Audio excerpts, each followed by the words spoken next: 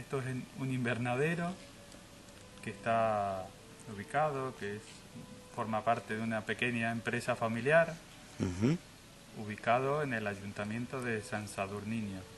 La idea comenzó en el 95, cuando nos trasladaron por cuestiones de empresa. Estábamos viviendo en Madrid, nos trasladaron aquí a Galicia.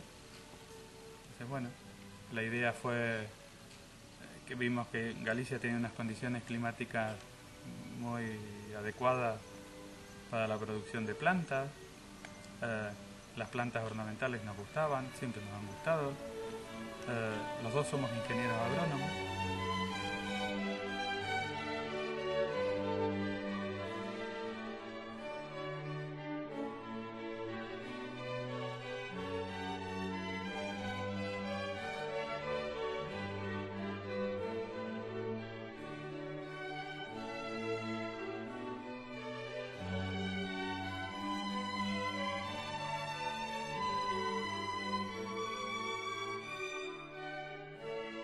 Aquí tenemos un brachicome, es una planta, una margarita para el jardín.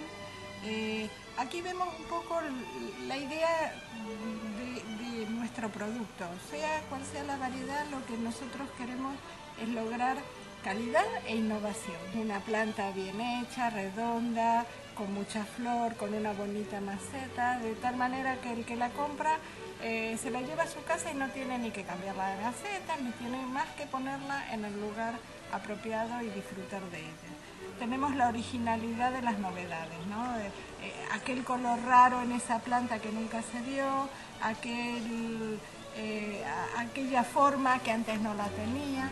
Innovamos en eso.